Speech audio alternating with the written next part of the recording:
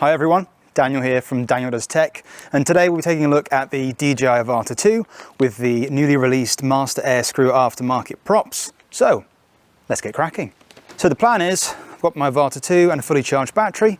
We're going to do a first run with the standard props. That'll be a noise test, and then I'm going to do a hover test as well. So we're just going to hover until the battery life depletes and we'll time that. I've got my super scientific sound meter app on me today. So this is going to give us a rough reading of how loud the props are and if there's any difference between the originals and the Master Airscrew.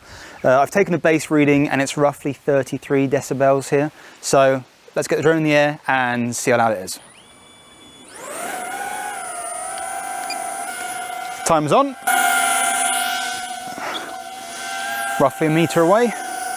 I'm getting a fairly consistent 62, 63, depending on how much it's just fighting the wind a little bit here. So about a meter, roughly a meter from drone to mic, that's what it sounds like. It's not a horrific noise. So if I come towards the camera instead, I'll count the paces. So we are 1 big pace, 2 big pace, 3 big pace, 4 paces away.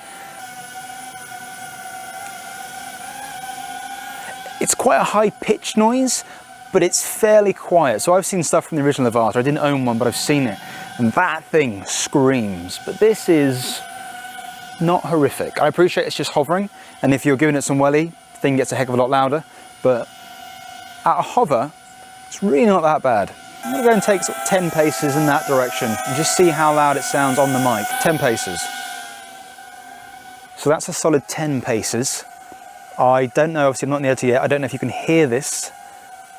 But from where I am, I mean, you can hear it. There's no disguising the fact you can hear the thing. But would I describe it as offensive? Definitely not. It's quite a high-pitched noise, but it's not offensive. Certainly if there was a wall or two between us, if I was inside, I don't think you'd hear this from indoors. Not a hover, at least. It's incredible battery life. So I've flown some of the analog stuff. That's what I started on, was the analog drones. And they're using sort of the normal 4S LiPo batteries. They don't last very long. And they certainly don't hover in place. So we're at 58% battery now. And we've just hit the 9-minute mark. We're at 9 minutes, 10 seconds. So I think based on that, I don't know if I can be asked to stand out here until the battery's dead. So I'll keep an eye on the battery percentage. When we hit 50, that's what we'll call it. We've just hit 50% now. 10 minutes, 35 seconds. I'm going to land it. That's from 100% fully charged when I launched it. 50% of the battery depleted, 10 minutes and 35. And we're just starting to get a few spots of rain, so that's fun. Brief bit of rain over. We've gone inside, changed the props.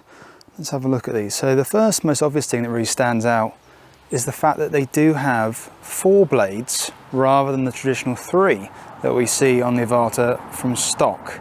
So as far as I'm aware, general consensus on number of blades on a props, the more you have, the more grip you're going to have in the air. So that's that feeling that as you're sort of turning, sometimes you feel like you drift a bit. That's going to be reduced with more blades.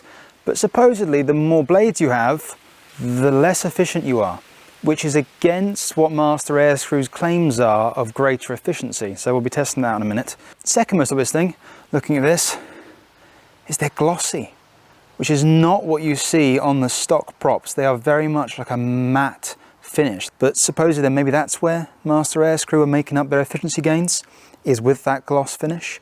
So let's cut the talking and let's get this up in the air and let's see just how much quieter it is, but also see if it lasts longer on a battery. We're reading 100% as well. So they both went from a full 100% charge.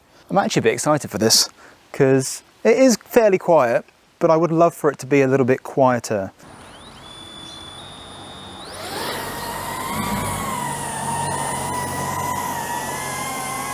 Okay, that is definitely quieter. Stopwatch is running. 100%, not only is that quieter, the pitch is so much lower. I'll do my roughly from a pace away.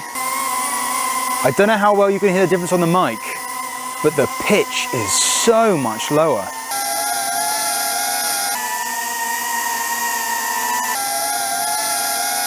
Let's get the trusty, not so trusty sound meter out on the phone. So last time we got 62. We're looking at about 62 dB.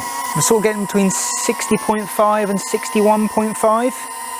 sort of bouncing now between 60 and 61. We were at 62.5 before.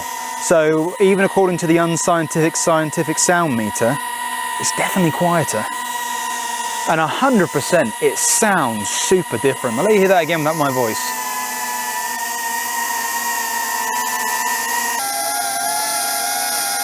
It is such a lower tone. I really think that's making a difference to sort of how irritating it sounds. I'll do the 4 or 5 paces towards camera, so here's what it sounds like next to it. And I'll make sure I don't play any of the sound levels from the mic or in the editing in post. Here it is next to the camera with the mic on my chest.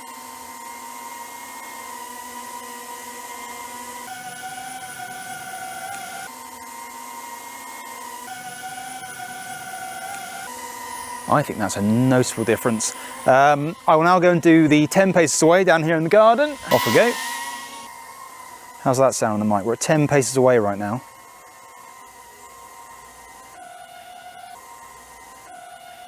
It definitely blends into that sort of ambient background noise. This does not ping out to your ears anywhere near as much as it did before. We're not going to do any performance testing today, so we are just going to do the hover test. We'll do some proper flight stuff at a later date. But at a hover, the difference is incredibly noticeable. This is not something subtle. This is a very noticeable difference to my ears here. So we're at 82% battery, and right now 3 minutes 46 seconds. So now we've got 10.5 to beat at 50%.